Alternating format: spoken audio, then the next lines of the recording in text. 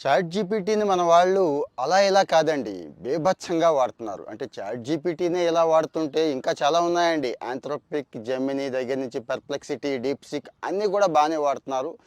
అయితే chat GPT ఈ వరుసలో, ఈ రేస్‌లో ఫస్ట్ ఉందండి. ఎంత వాడుతున్నారు అంటే ఒక రోజుకి 250 కోట్ల ప్రాంప్ట్స్ వస్తున్నాయంటండి. ప్రాంప్ట్స్ అంటే అడగటం. అంతగా వాడుతున్నారు. ఎవరు వాడుతున్నారంటే ఇండియన్స్ అయితే ప్రస్తుతానికి టాప్ కాదు. అందుకోసం నేను ప్రస్తుతం ఇస్తున్నానండి. అమెరికన్స్ 33 క్రోర్ ప్రాంప్ట్స్ వీళ్ళే వాడేస్తున్నారంటండి.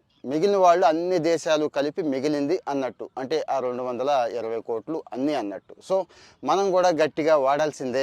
ఎందుకు అంటారా? చాట్ జీపీటీ ఈరోజు మీకు తెలుసు జస్ట్ ఏదో కోడింగు లేకపోతే కంటెంటు బొమ్మలు అనుకుంటున్నారు. కాదండి, హెల్త్ దగ్గర నుంచి అన్ని చోట్ల అందరికీ ఉపయోగపడుతుంది కదా, జీవితాలని సమూలంగా మార్చేస్తోంది కదా. శామ్ ఆల్ట్మన్ కూడా చెప్తున్నాడండి, ప్రపంచానికి ఇంకొక మెదడుని మనం ఏర్పాటు చేస్తున్నాం, అందరికీ అందుబాటులోనే ఉంచుతున్నాం, కావాలంటే చెక్ చేసుకోండి, ఫ్రీగా వాడేవాళ్లే ఎక్కువ మంది ఉన్నారు అని కూడా చెప్తున్నాడండి.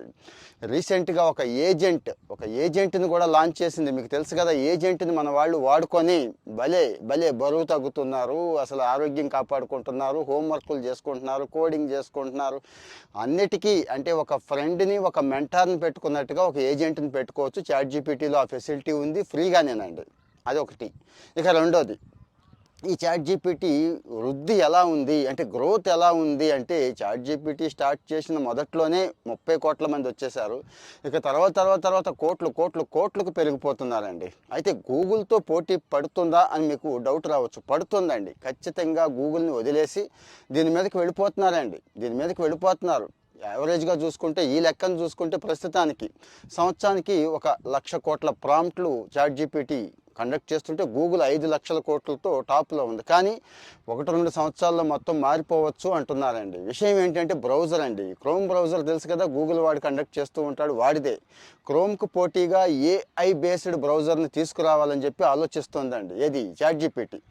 అంతేకాదు, ఇప్పుడు కంప్యూటర్లు ఉన్నాయి కదండి, కీబోర్డు, మౌస్, లేకపోతే మన సిస్టమ్స్, ట్రెడిషనల్ కంప్యూటర్స్ కూడా మారిపోవచ్చు అంటున్నారండి. మరి వస్తున్న ఏఐకి అనుకూలంగా కంప్యూటర్స్ అంటే డెస్క్టాప్ల దగ్గర నుంచి ల్యాప్టాప్లు, మన ట్యాబ్ ఏమో మన మొబైల్ ఫోన్ కూడా మారిపోవచ్చు అని అంటున్నారు. అంటే ఏఐ ఎన్ని మార్పులు జీవితంలో తీసుకొస్తుంది కాబట్టి వాడుకోమని చెప్పడం నా ఉద్దేశం. దాన్ని కాస్త గట్టిగా వాడండి.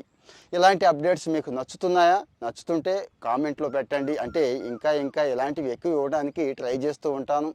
మరి ఫాలో అవుతూ ఉండండి. ఫాలో అవడమే కాదు, మన వాళ్ళకు కూడా షేర్ చేయండి. Thank you.